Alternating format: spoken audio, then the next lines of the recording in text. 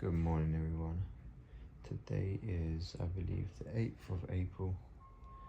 It's 10:10 a.m.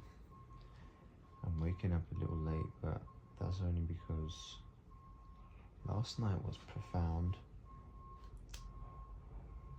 and it wasn't just dreams. Honestly, I couldn't really remember the dreams as much as I had profound dreams.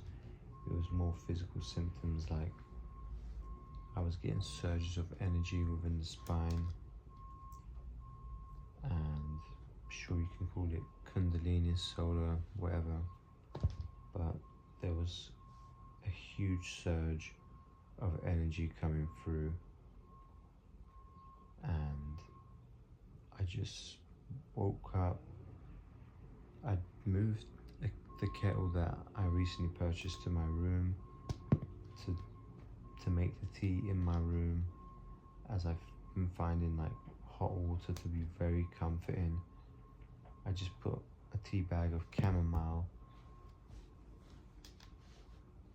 so I just usually make pure chamomile tea with a pinch of salt, a little bit of magnesium and potassium, but a lot of the time just salt is enough. As you can see, I've been in bed writing poems.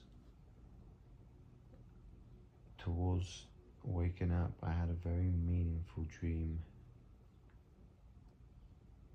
and to be honest, I mean, beyond the dreams, I pretty much tripped last night, completely awake.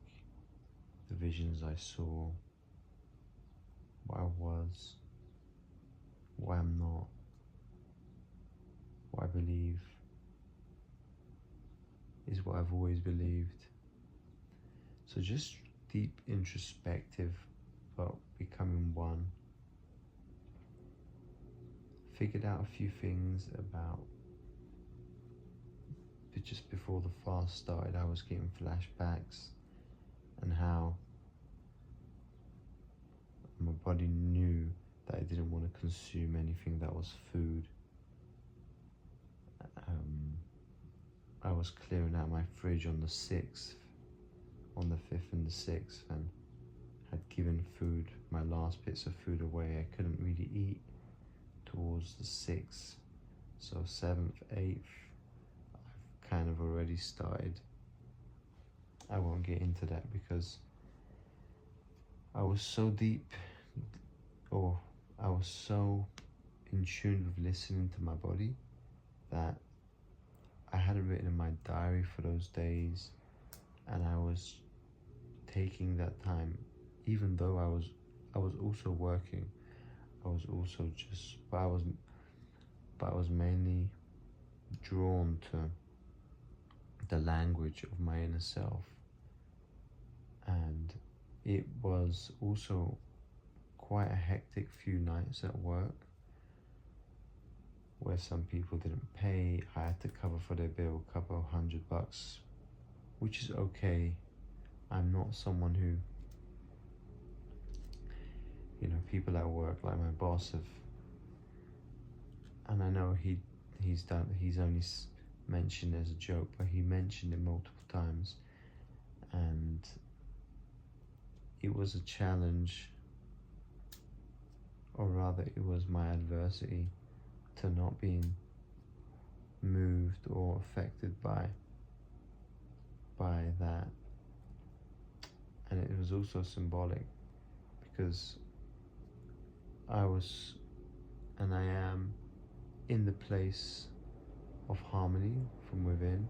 I also found it was kind of a sacred night because of the numbers, 9 days. I could see myself being born again and eating again. But as the child me,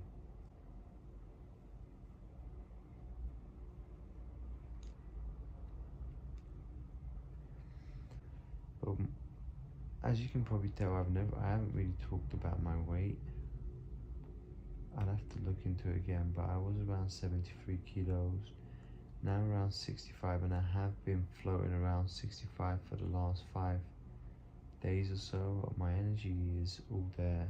Honestly, I feel last night I was writing multiple poems and just stuck in the art of everything and the dance and movement of everything,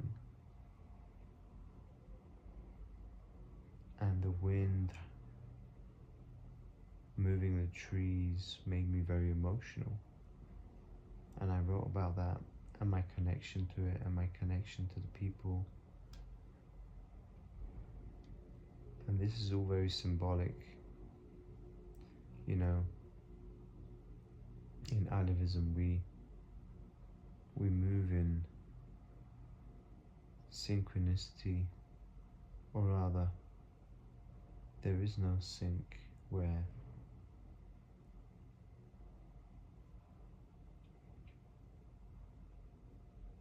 these pop up from the nowhere and you move with that nowhere. So I wrote some poems for many people I'm close to, sent some of them, including my lawyer who's representing me. Now, beyond what his position is with helping me to get my status here,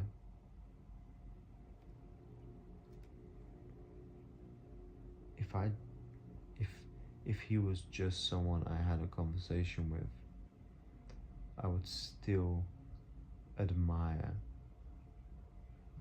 and appreciate the time that we got together, as he is one of those lights that you meet in your life. So thank you, Matt. And I had to share that with him.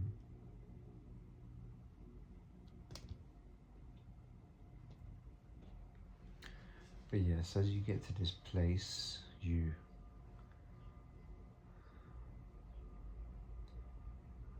notice you've always been here.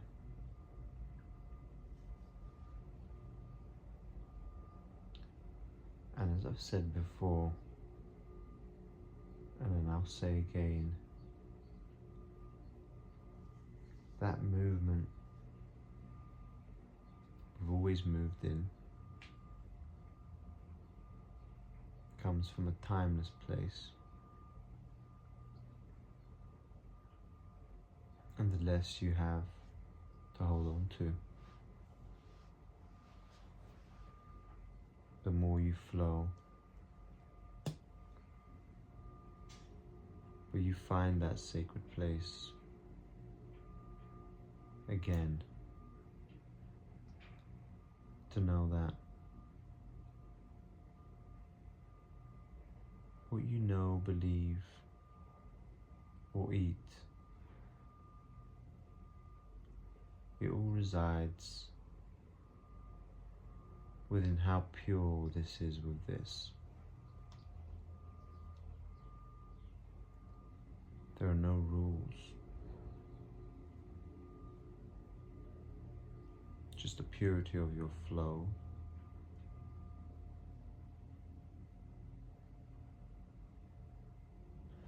But I'll be doing more recordings. I've been seeing this. I want people to see the contrast within this mystical me and the person that came to be as a young London kid that ended up in Toronto somehow, that lives a life that has changed so much in so many years, and how authenticism can exist on many levels.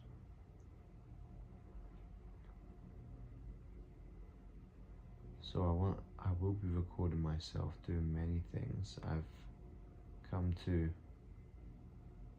enjoy sharing just what I do on a daily basis, and I want to share more with the world, and I would love for everyone to do that. I believe we're here to share, and yes, we have deep experiences, and when I do reach closer to my birthday, I don't know how much more or less I'll be recording, but that depends on the feeling. It could be me completely isolating myself, even to the moment I decide on the very minute of my birthday, that which will fall under 42 days actually, to be precise. So today's actually my 30th day officially that I calculated, but we'll be going on to my 32nd day. And on my birthday, the time, the duration was never really my focus, and to begin with, nor was the time frame in which I began. But I have so much love to spread for this world, and that's my duty. Everything I've done, everything I do,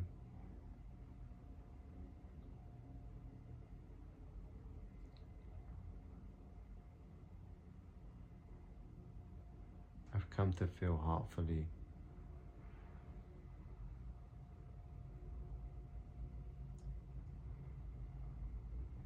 how humbly responsible and parental I am to everything and everyone.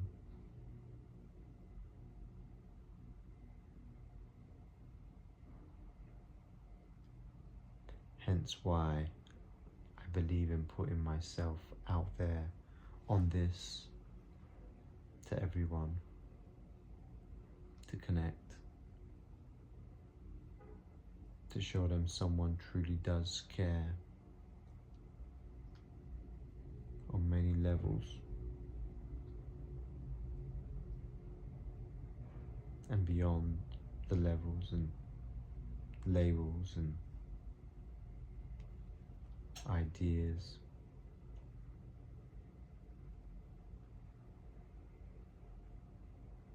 To hopefully allow them to feel that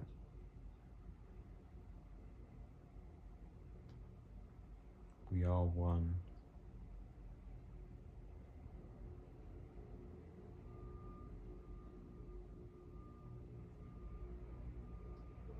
and that in the end,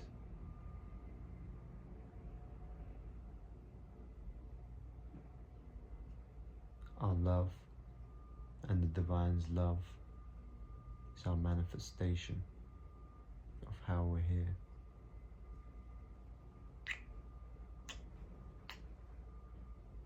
Oh, like, here's the thing, because I'm wondering, because I'm interested, I'm very interested. And I told you, right? This happens. I like 50 Cent. I didn't know he was celibate. I'm doing a celibate thing. I'm very interested. But I'm getting tired. Yeah. And I'm like, you know why? No. Because you're downloading information. Okay. It's the most exhausting thing. Doesn't that happen to you when you download information? It depends on what it is. Yeah. What some people cannot comprehend, and I understand that, is that our mind is all creating the reality continuously. People are not aware of how powerful the mind is. It's like a computer game. There are certain places in the computer game you cannot go to. But as the computer person develops and upgrades, that That's how God works. God is in our consciousness. God's always ahead of us in our consciousness, no matter what we do. And that's what our fertility is. And how pure you are, how less you consume. The less you consume from her, the more you are a part of her. The second we have a bond or connection with someone, we instantly create another being in the energy world.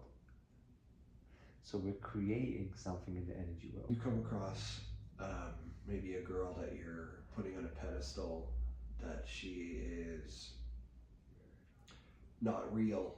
It's like the person that you have in your mind is not the person that's there. Yeah, it's the whole Gatsby thing. Is that Gatsby? No. Oh, yeah. This story, bro, was about the Sultan, and I was 50 Cent as the Sultan. I can see out of his eyes, a celibate man.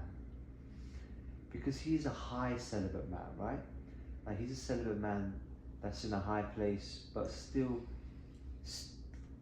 in his epoch, the time that he lives in, 50 Cent has set a standard for being a man that is literally dignified in the States, and you have to admire someone like that. Right. A genuine person. That's why he battles with these people, because he knows it's bullshit. And the other person in me, or this other person in the dream, rather, is the slave.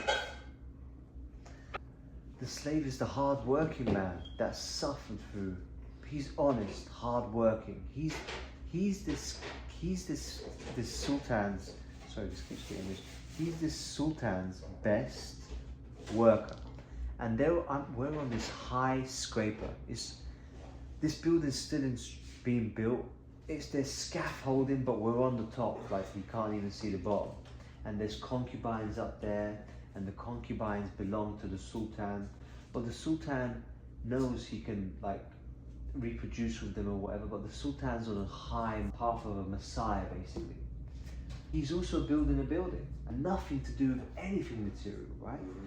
And this is what this dream embodies, like as in symbolizes. It's this man who's a slave, who's in love with one of the concubines. But the concubine's not having, I don't know, she looks like she might be pregnant or something with the Messiah, but the Messiah is also building this huge building. So he can't be an enlightened Messiah, so therefore he can't be a god, which all sultans and kings and stuff wanted to be. They were on the path of enlightenment, but they were also in the path of materialism and stuck in an ego. I'm also this man who's working hard, who just wants nothing, so who's super humble, who's basically the other half of this. He's on the tangent end of the sultan. He's worked his whole life. You can see the pain in his eyes. He's holding so much pain, and all he wants is a simple, humble life with the concubine, with the woman he loves. And so he's working himself. When they cross eyes, the sultan and the Messiah, something happens there. And we call this somehow came to me as the evil eye. This is what the evil eye is. We unintentionally view things, and that is our ego. We compare ourselves to people because of our impurity. And that's normal. It doesn't mean we're bad, but it's just in us. We're all like that. We compare ourselves to people. And that happened in that dream. Those two sides compared themselves. And the Messiah got stuck in his way of trying to find, and he will build the bigger buildings, and he will unintentionally indulge himself in the concubines. But what happened to the slave was, when he's jumping in this high skyscraper, the weight burdens him, and he fell. Right. And I realized that my two sides are not ready to coincide yet. That's why when I speak about my relationship, like, of course I love a woman, and I don't know the next time I'd go on a long and enlightened path. Because when I had what I had last night, Carson, just snapped me back. Like, my energy's getting stuck somewhere and saying, you're not ready, man. You're not ready. Be human. And the stuff you're sending me about that book, about the sailor that has to take his captain's job, saying, hey, you're not ready, man. Like, it's just, that's not coincidence. That's destiny. That is crazy. It is. It is. That's how destiny works. I'm not ready to be that. I need to be human, man. Yeah. It literally, like, I'm literally hurting myself and people I'm next to.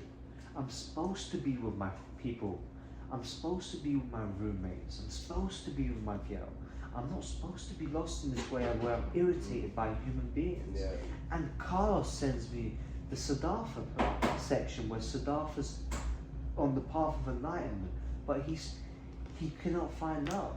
Like, it's not a coincidence. This is happening with everyone. This enlightenment is not just a thing that happens and you're there. It's a continuous path, like authenticity. Yeah, We're stuck on this. Absolutely. We're stuck in categorical thinking.